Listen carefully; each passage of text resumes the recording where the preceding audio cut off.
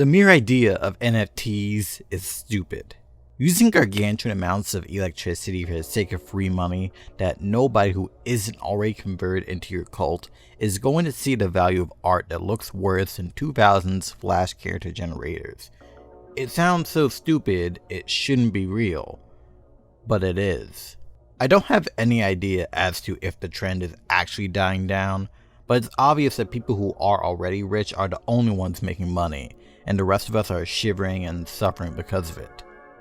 But one thing I can aptly talk about is its effect on social media, which is to say it's made it even worse. Everyone knows the right-click save meme, but I bet that a lot of people still barely know what NFTs are, aside from ugly monkeys. All I can say is that for as bad as these cursed things are for the environment, the effect it has on people's personalities are much worse. This boo-boo is our ticket to the good life. Have you ever heard of crypto?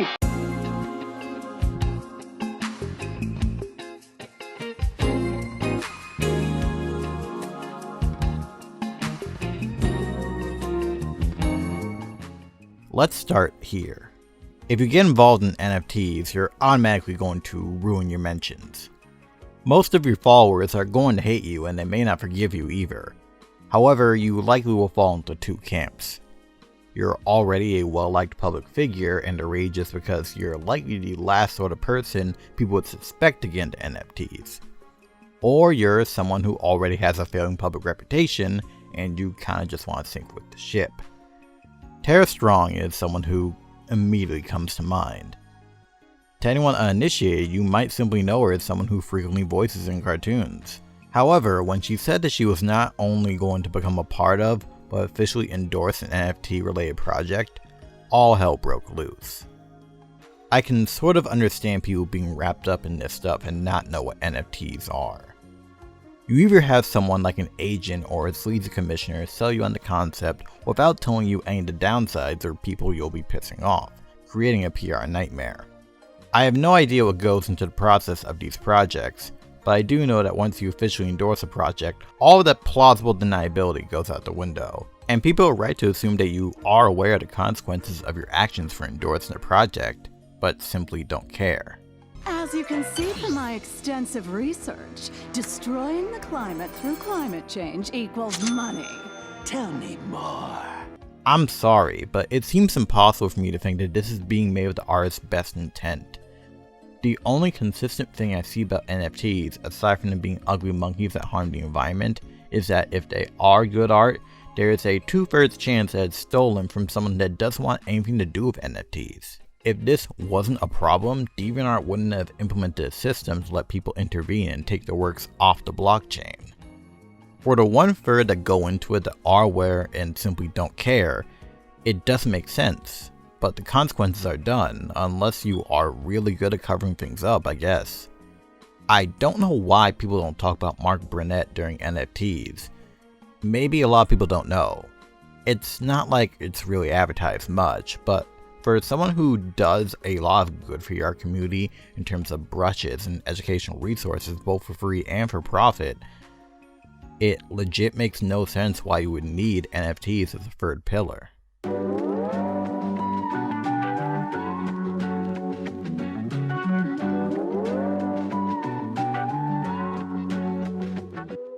In the case of people who have already had fallen reputations, Yukino Joe is someone that I'm genuinely disappointed by. He's apparently made one of his more well-known animations in NFT, was mad that it wasn't getting any buys, and has been lashing out at everyone, especially his audience, for a while. As someone who only watches animations for years, it's a letdown that he's fell down this path. The NFTs that I do are not environment destroying NFTs, so what's the problem? But I think if you have to make a green alternative to your get-rich-quick scam, that's indirectly confirmed that it was never environmentally friendly, thus proving the detractors right.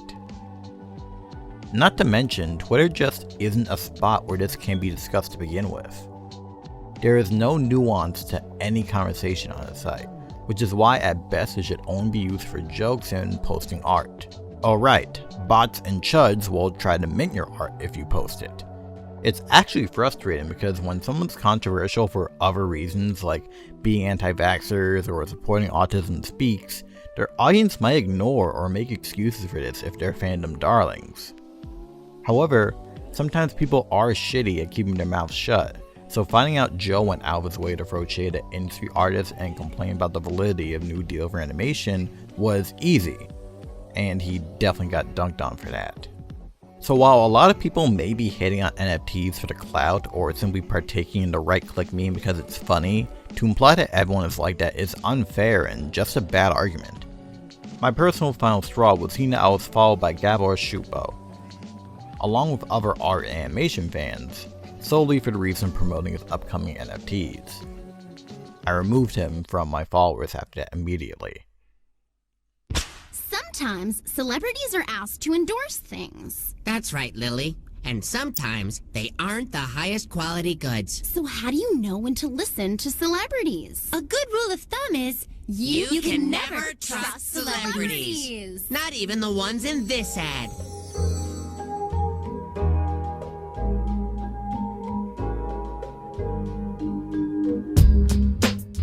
Most of the prominent faces in the NFT community are people who already have money.